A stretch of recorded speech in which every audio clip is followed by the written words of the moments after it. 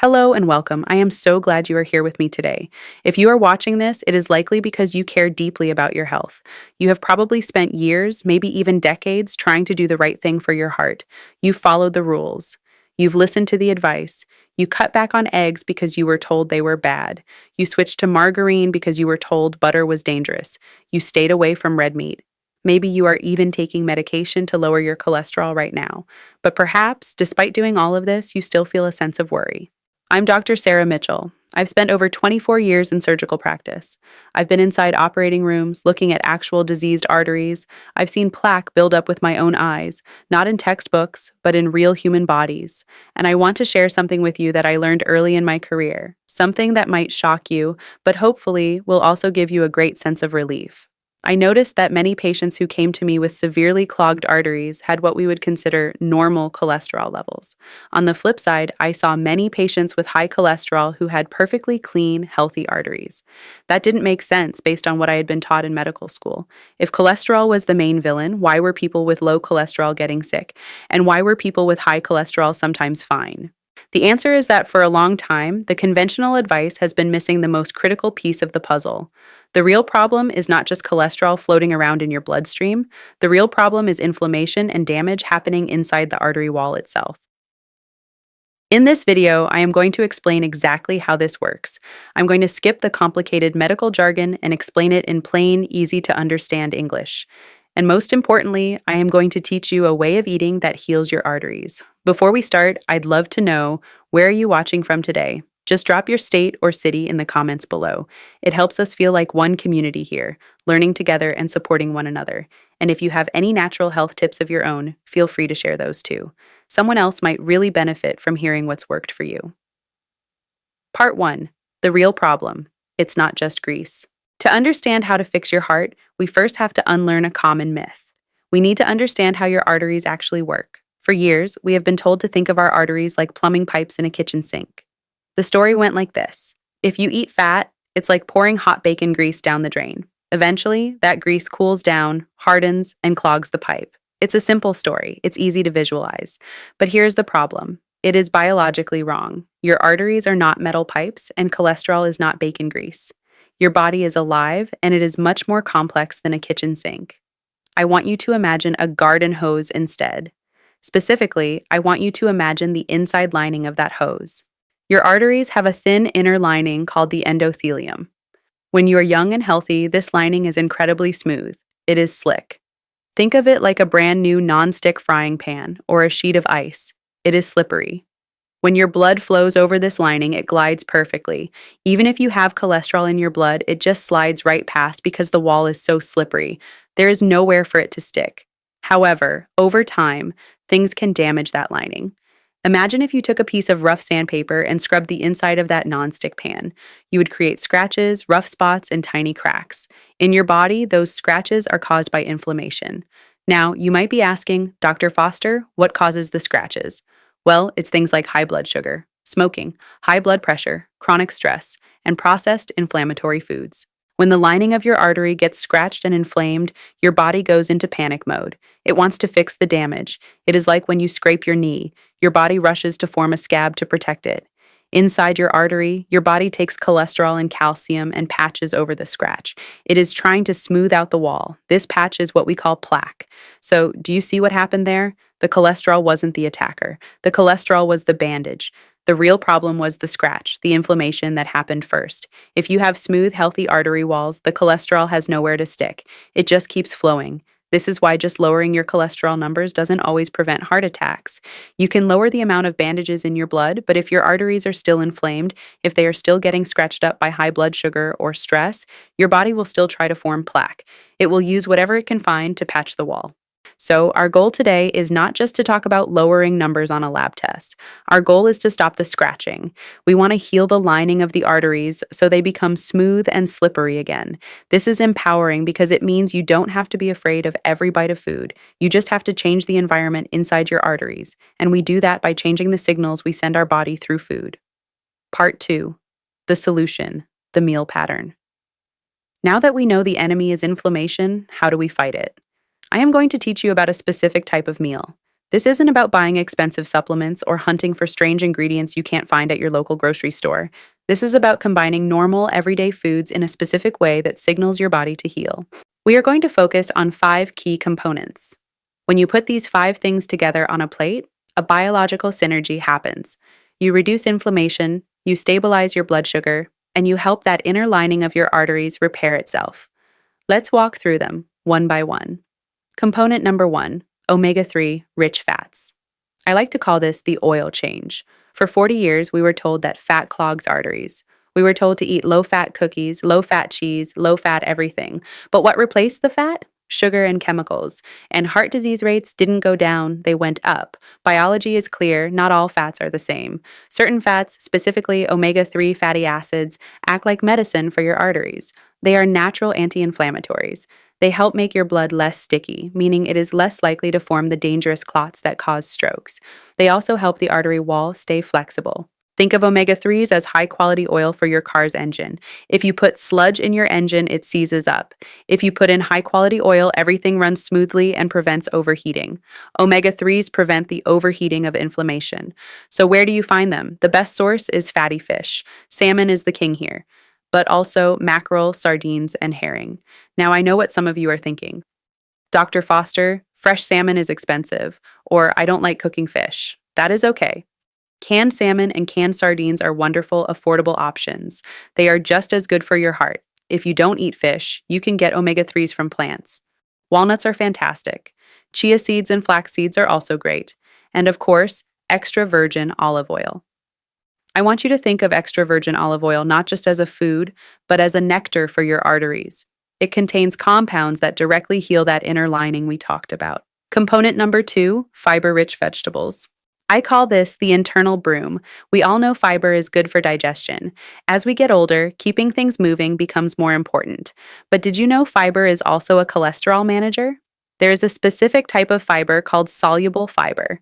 It's found in oats, beans, and the inside of fruits and vegetables. When you eat it, it turns into a gel in your stomach. I want you to visualize a sponge moving through your system.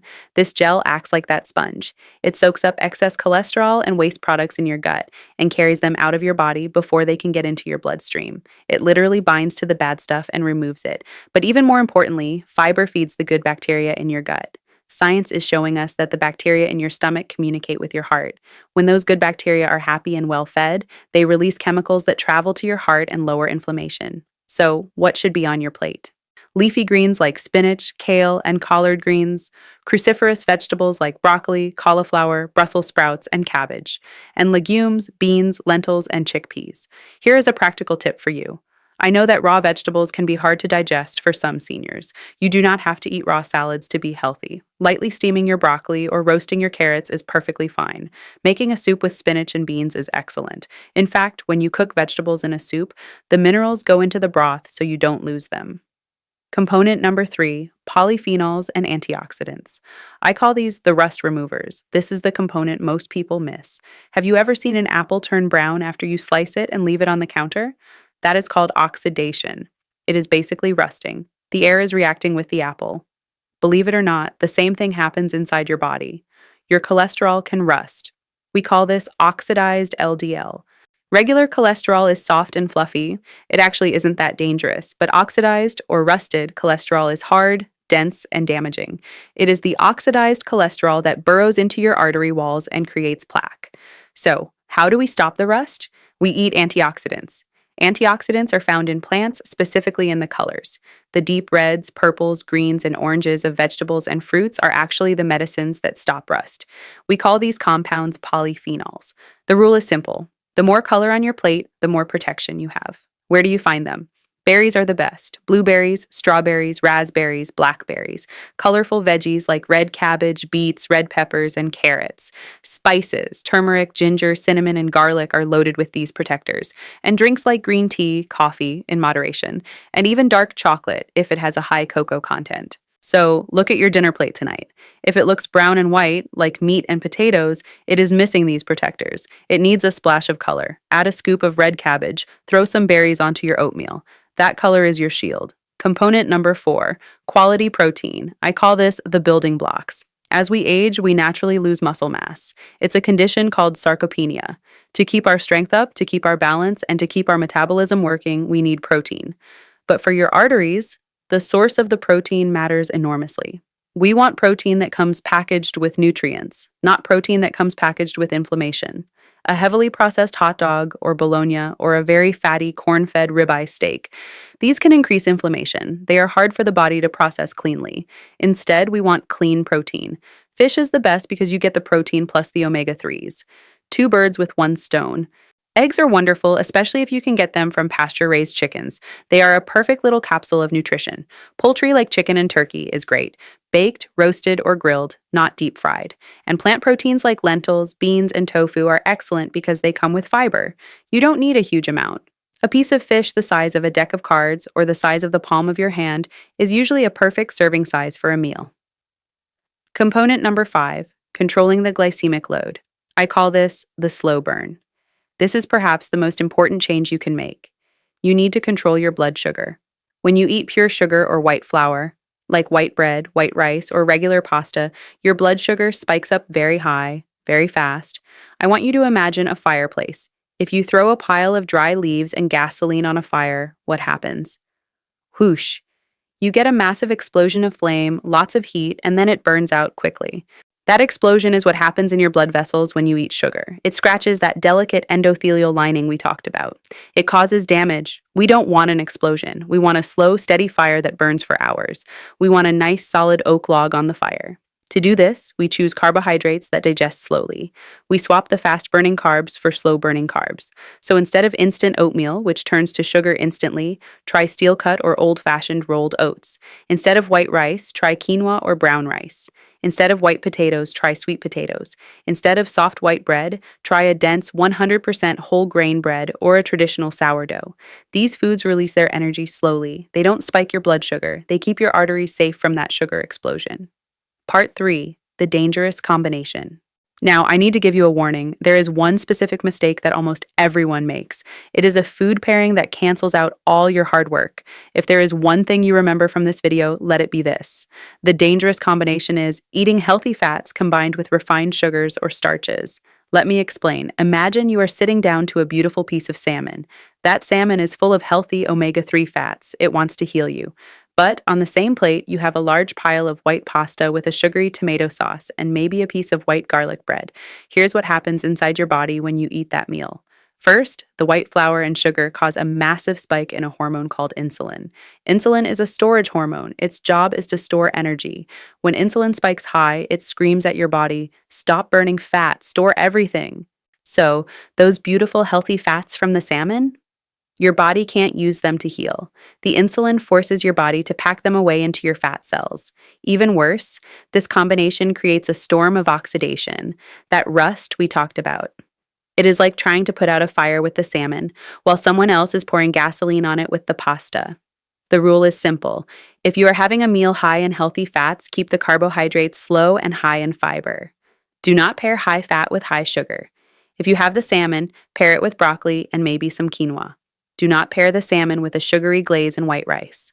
When you separate these things, your body knows exactly what to do.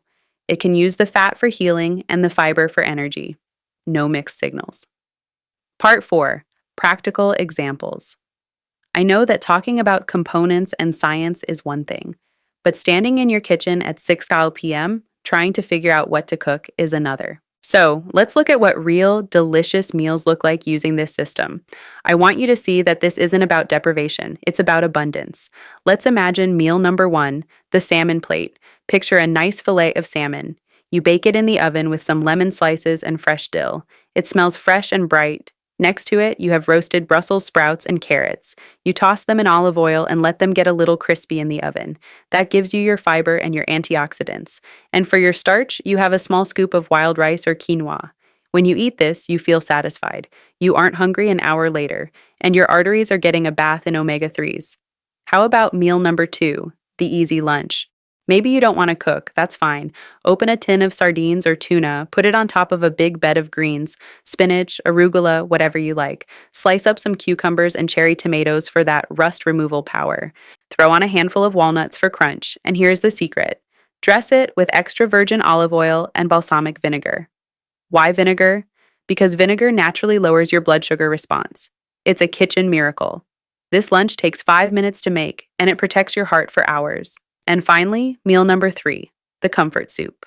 It's cold outside and you want something warm. Make a big pot of lentil soup. Use brown lentils. Chop up onions, carrots, celery, and garlic. Saute them first. That releases all the polyphenols. Add your lentils and broth. Maybe throw in some spinach at the very end so it wilts just a little. Lentils are a superfood for the heart. They are high in fiber, high in protein, and very filling. When you serve it, drizzle a little fresh olive oil on top of the bowl. It's comfort food, but it's medicine. You don't have to follow complicated recipes. Just look at your plate and ask yourself 3 questions. 1. Where is my healthy fat? 2. Where is my color? 3. Is my starch the slow-burning kind? If you can answer those 3 questions, you are doing it right. Part 5. Lifestyle factors. Food is powerful. It is the foundation, but it is not the only thing that affects your arteries. There are 3 other pillars we must support. If you ignore these, the food can't do its job fully. Pillar number 1, meal timing. I call this the 3-hour rule. As we get older, our digestion slows down. Our metabolism isn't as fast as it was when we were 20. If you eat a large, heavy meal at 8 p.m. and go to bed at 10 p.m., your body is in trouble. When you sleep, your body is supposed to be in repair mode. It should be cleaning out the brain, resting the heart, and lowering your blood pressure. But if your stomach is full of heavy food, your body has to work all night to digest it. This keeps your blood pressure higher while you sleep. It keeps your blood sugar elevated all night long. Instead of resting, your heart is running a marathon. The solution: try to finish your last significant meal at least 3 hours before you go to sleep. If you go to bed at 10 p.m., try to be done eating by 7 p.m. If you get hungry later, have a tiny snack, like a few almonds or a small herbal tea, but avoid a full meal. You will wake up feeling lighter, more rested, and your blood pressure numbers will thank you. Pillar number 2, movement. Now please don't worry. I am not going to tell you to join a gym or run a marathon. In fact, extreme exercise can sometimes be too stressful if you aren't used to it. The most effective exercise for your arteries is simply walking. But I have a specific trick for you. It's called the 10-minute post-meal walk. Here's the science. When you eat, sugar enters your blood. If you sit in a recliner immediately after eating, that sugar just sits in your blood, scratching the artery walls. However, if you get up and walk for just 10 minutes, your large leg muscles, your quads and calves, act like sponges. They suck that sugar out of the bloodstream to use for energy immediately. It prevents the sugar spike. It prevents the damage. So, walk around the block. Walk around your garden. If the weather is bad, walk back and forth in your hallway or march in place while watching your favorite TV show. Just 10 minutes, it makes a massive difference. Pillar number 3, stress and sleep. I know. It is easy for a doctor to say, stop stressing. It is much harder to actually do it, but you need to know that chronic stress releases a hormone called cortisol. High cortisol stiffens your arteries. It makes them rigid, like old pipes. We want them flexible. You don't have to become a monk to manage stress. Just do small things to tell your body it is safe. Take 5 deep, slow breaths before you start eating. This shifts your nervous system from fight or flight to rest and digest. And prioritize your sleep. Aim for 7 to 8 hours. If you are sleeping poorly, look at your sleep hygiene. Is the room cool? Is it dark? Did you turn off the TV or phone an hour before bed? Sleep is when your arteries actually repair the scratches. Give them the time to do it. Part 6. Important questions for seniors. I know that as I'm speaking, many of you have specific questions popping into your heads. I want to address the ones I hear most often from my senior patients. Question 1. Dr. Foster, is it too late for me? This is the most common question I get. You might be 70 or 80 years old. You might already have a stent. You might have had bypass surgery in the past. You might be thinking, the damage is done. Why bother? I want you to look me in the eye, or listen closely to my voice when I say this. No, it is not too late. Not. Your body is amazing. It is resilient. The cells in your artery lining regenerate. Now, can we completely erase 50 years of plaque? Maybe not entirely, but we can stabilize it. Plaque becomes dangerous when it is soft, inflamed, and unstable. That is when it bursts and causes a heart attack. When you switch to this anti-inflammatory diet, you help that plaque become stable and calcified. It creates a hard cap over it. It stays put. You reduce the inflammation around it. You improve the blood flow? I have seen patients in their 80s change their diet and see improvements in their energy, their angina, and their blood tests within weeks. Your quality of life can improve at any age. Question 2. What about my medication? What about statins? This is crucial. I am a doctor, but I am not your doctor, so I cannot tell you to stop taking your pills. However, I want you to understand that nutrition and medication are not enemies. They work together. Statins are very good at lowering the LDL cholesterol numbers, but food heals the inflammation and strengthens the artery wall. Statins do not fix the inflammation caused by a bad diet, and a good diet doesn't always lower cholesterol as aggressively as a statin can. For many people, doing both is the safest path, especially if you have had a heart attack before. Never stop your medication without talking to your doctor, but do tell your doctor, I am starting to eat an anti-inflammatory diet. They may find that over time, as your health improves, as your weight drops, as your inflammation goes down, they might be able to lower your dosage. That is a conversation to have with them. Question 3. What about my genetics? My father died of a heart attack at 60. Genetics are real. We cannot change who your parents were. But we have a saying in medicine: genetics loads the gun, but lifestyle pulls the trigger. Just because you have a genetic tendency for heart disease does not mean it is your destiny. It just means you have to be a little more careful than the average person. It means you have less room for error. But the mechanism is the same. Whether you have bad genes or good genes, inflammation is what causes the damage. If you control the inflammation, you control the risk. You have more power than you think. Part 7. Implementation. How to start. So, how do you actually do this? I don't want you to wake up tomorrow and throw away everything in your pantry. That is overwhelming. That is how people fail. I want you to start slow. Here is a simple plan to ease into this lifestyle without stress. Week 1. Focus only on breakfast. For the next 7 days, I want you to change just your breakfast. Ignore lunch and dinner. Eat whatever you usually eat for those meals. But for breakfast, stop the toast and jam. Stop the sugary cereal. Instead, try oatmeal, the slow-cooked kind, with walnuts and blueberries, or try scrambled eggs with a side of sautéed spinach or a slice of avocado. Do this for 1 week. Notice how you feel before lunch. You will likely feel more energetic and less hungry. Week 2. Add the walk. Keep your healthy breakfast. Now simply add the 10-minute walk after your dinner. Even if you ate a heavy dinner, the walk helps. Make it a habit, rain or shine. Week 3. Upgrade your snacks. Look at what you snack on. Are you eating cookies?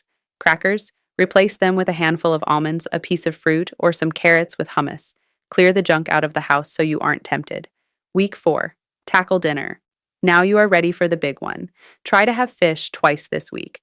Add a colorful vegetable to every single dinner plate, and reduce the size of your rice or potato portion by half, replacing it with more veggies. By taking it slow, you build habits that stick. You aren't going on a diet. Diets have a start date and an end date. This is just how you live now. This is how you take care of the vehicle that is your body. I want to end by addressing the psychological shift that needs to happen. For many seniors, food has become a source of anxiety. I see it in my patients' eyes. They are scared. They worry that every bite is clogging their arteries. They feel guilty if they eat a piece of birthday cake. They feel deprived because they can't eat the foods they grew up loving. I want you to let go of that fear. Stress is bad for your heart. Guilt is a form of stress. This way of eating is not about restriction, it is about abundance. We aren't saying don't eat fat. We are saying eat more of the delicious omega-3 fats like salmon and olive oil. We aren't saying don't eat carbs. We are saying eat more of the flavorful, colorful carbs like sweet potatoes and berries. When you focus on adding the good stuff, you naturally have less room for the bad stuff. And if you go to a wedding and have a slice of cake, do not panic. Your arteries will not close up overnight from one piece of cake. Enjoy it. Savor the moment with your family. And then the next morning, simply go back to your oatmeal and walnuts. It is what you do 90% of the time that matters, not the occasional treat. You have the power to change your health. You are not a victim of your age. Your body is fighting for you every single second. It wants to be healthy. It is constantly trying to repair that endothelial lining. All it is asking for are the right materials to do the job. Give your body the omega-3s to calm the inflammation. Give it the protein to rebuild. Give it the fiber to sweep out the waste. Give it the antioxidants to stop the rust. And give it the movement and rest it needs. I have seen people transform their lives in their 70s. I have seen the light come back into their eyes when they realize they don't have to live in fear of food. They have energy. Their thinking becomes clearer. their joints hurt less, and yes, their heart health improves. Start today, not with a grand gesture, but with a small choice. Maybe it's having walnuts on your salad tonight. Maybe it's taking that walk this evening. You deserve to feel good. You deserve to enjoy your food. And you deserve to have a heart that beats strong for years to come. If this video was helpful to you, please consider hitting the subscribe button. It helps me reach more people who need to hear this message. And leave a comment below. Tell me one change you are going to make this week. I love reading your stories. Thank you for spending this time with me. Take care of yourselves, and here's to your health.